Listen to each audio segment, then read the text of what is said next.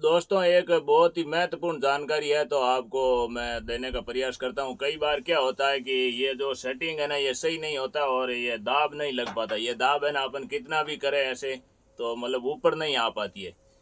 और इसमें जो प्रॉब्लम है उसके बारे में आपको जानकारी दिखाता हूँ। अगर ऐसा दिक्कत हो तो आप इस तरह सही कर सकते हो। ये जब है ना ये देखो इधर इसके अंदर आ गए अभी, लेकिन ये अब दाब नहीं लग रहा। देखो ऊपर बहुत मुश्किल से आ रहा है, इतना टाइट आ रहा है। आपको क्या करना है कि ऐसे सीधा सही आना चाहिए पार्ट ऊपर से जब अपन डालते हैं ना। देखो अब कितना टाइट है, ऊपर नहीं आ रहा है। जोरदार खींचेंगे तभी आएगा। कितना टाइट है देखो, ऊपर नहीं आ रहा है। अब आया देखो। इस तरह अगर टाइट है ना तो ये जब 4 बोल्ट है ये सेटिंग सही नहीं है, इसीलिए ये ऐसे टाइट आता है। ये देखो सही नहीं आ रहा, थोड़ा साइड में रह रहा है क्योंकि बेल्ट टूटा हुआ था इसका, इसीलिए ज़्यादा वाइब्रेशन करने की वजह से नट लूज हो गए थे, सेटिंग हिल गया था। मैं आपको नज़दीक से दिखाता हूँ इसको कैसे सेट करना है।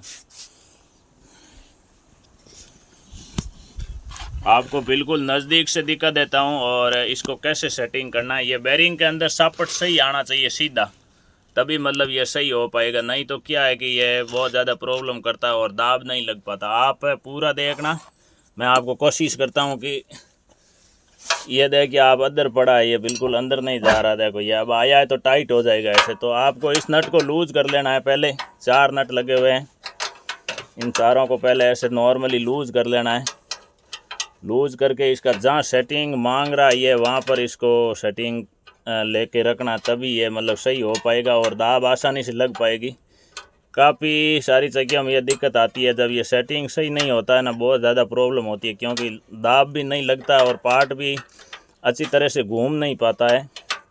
ऐसी बहुत सारी दिक्कत इस सेटिंग की वजह से सारा सिस्टम गड़बड़ होता है। इसका मैं आपको जानकारी देने का प्रयास करता हूँ, आप अच्छी तरह से इसे समझ सकते हैं। पहले इसको लूज कर लेना है और जिस ओर ये सापट मांगेगी उस ओर इसको सरकाना। ये इधर उधर सरकता है, काफ़ी सारी चक्कियों के ये फिक्स भी आता है, फिक्स आता है उसमें गड़बड़ नहीं होता है।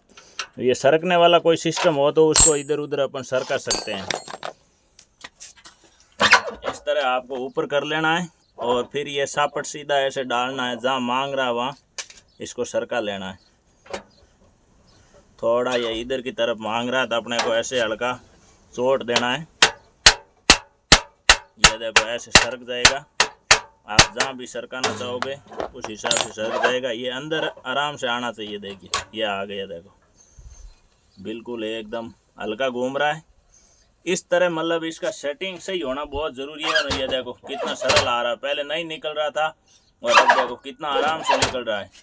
मतलब इस हिसाब से आपको करना है, बिल्कुल सरल आना चाहिए। बिल्कुल ही किसी भी प्रकार का सेटिंग में गड़बड़ नहीं होना चाहिए, नहीं तो क्या चक्की बहुत ज़्यादा लोड में चलेगा फिर। इसलिए आप इस तरह इसको सही कर सकते हैं। ऐसे बार बार चेक कर लेना। सापट बिल्कुल आराम से ऊपर आना चाहिए, इसके अंदर जाना चाहिए। बार बार आपको ऊपर नीचे करना है।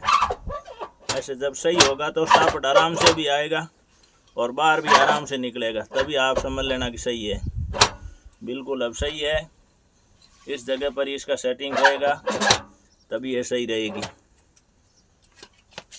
थोड़ा इसको जहाँ भी मांगे वहाँ पर आप चोट दे लेना है, सही कर लेना है। मतलब सापट आराम से आना चाहिए अंदर, ये इसका मेन कारण है। सापट बिल्कुल अच्छी तरह से आना चाहिए इसके अंदर, नहीं तो क्या कि ज़बरदस्ती अपन इसमें सापट डालते हैं तो सेटिंग गड़बड़ रहता है, तो फिर चक्की सही नहीं चल पाती। ऐसे आराम से निकलना चाहिए, आराम से ही आना चाहिए और आराम से खींच के ऐसे निकाला जा सके।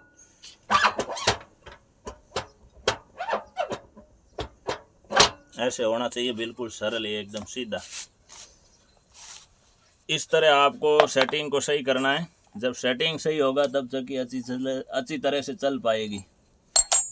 फिर आपको ऐसे घुमा के देख लेना, बिल्कुल सरल घूमना चाहिए पार्ट, तभी मतलब ये सही हो पाएगा। और सही जगह पर इसको करने के बाद इसके नट टाइट कर लेने हैं आपको, ताकि फिर बाद में ये हिले नहीं इधर उधर। अच्छी तरह से इनको टाइट कर लेना। ये नट दोस्तों लूज़ नहीं रखना है बिल्कुल भी, इस बात का आपको ध्यान रखना, क्योंकि बेल्ट लगाएंगे तभी इस पर लोड आएगा और फिर ये हिल जाएंगे। इसीलिए इसको टाइट कर लेना अच्छी तरह से। जब चक्की का सेटिंग सही होगा तभी चक्की सही चल पाएगी। काफ़ी सारे भाइयों के कमेंट भी आते हैं कि चक्की लोड ज़्यादा आ रहा है, ये तो इस तरह का अगर प्रॉब्लम है तो आपको ऐसे सही करना है।